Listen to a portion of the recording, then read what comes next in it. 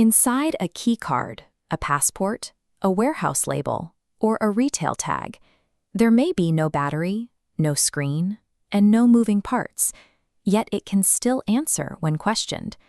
Welcome to Wandt, Quick Take, an AI-narrated educational video series exploring important topics in artificial intelligence, cybersecurity, and technology.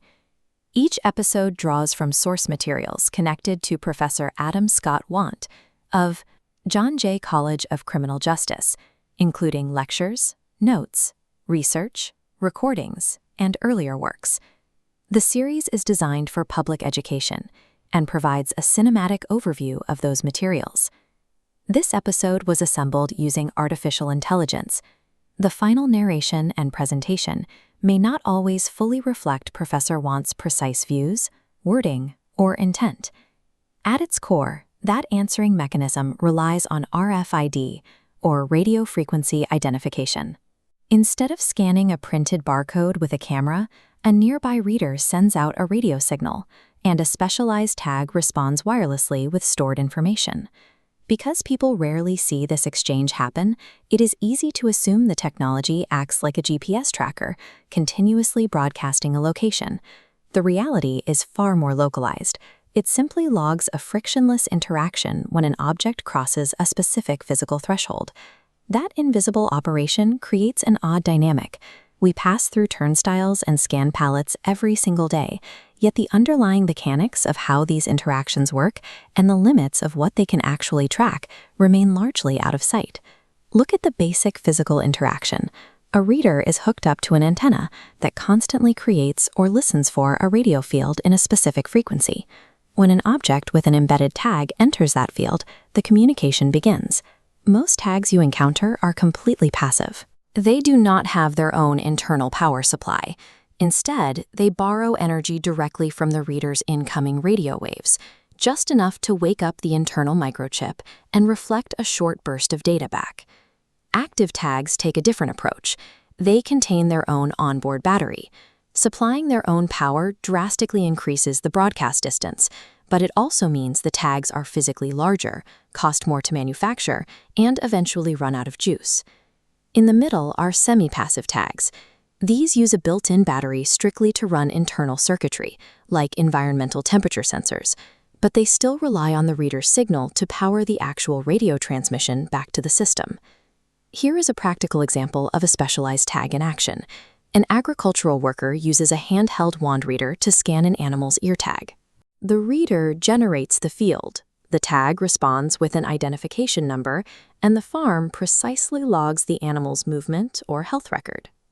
These different builds illustrate why RFID is not one static device. It is a highly adaptable family of engineering solutions, allowing operators to prioritize electrical power, read distance, or low unit cost, depending on the exact job. The capabilities of those tags are heavily dictated by their frequency band. Low-frequency systems are slow but robust against interference. High-frequency bands handle passports and transit cards.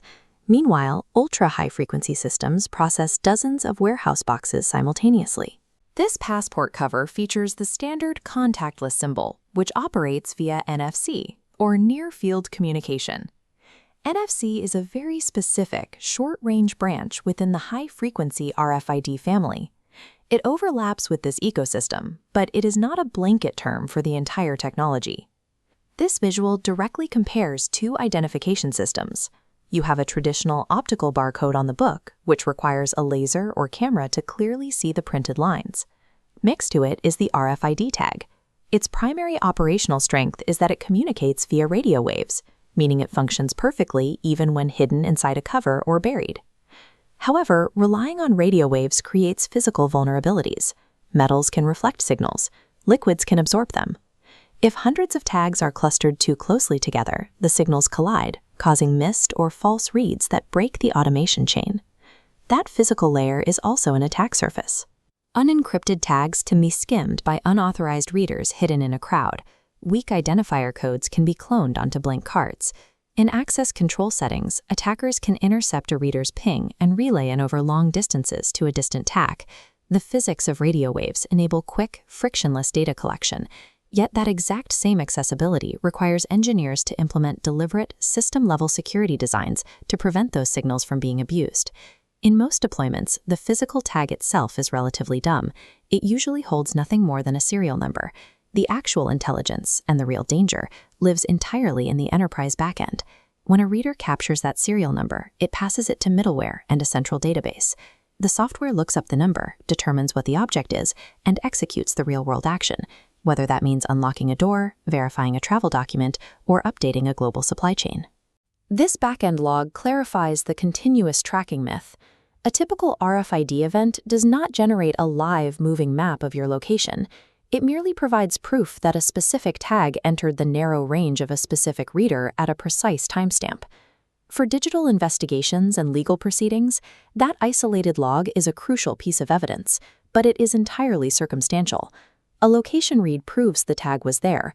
It does not inherently prove who was physically holding it or what their intent was at the time. The true privacy risks emerge after the radio wave dissipates.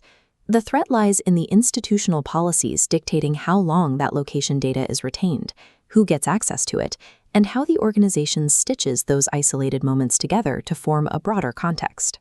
As frictionless entry and automated logistics become standard, organizations and individuals alike must look past the seamless interaction and rigorously interrogate the actual data practices behind the systems they use.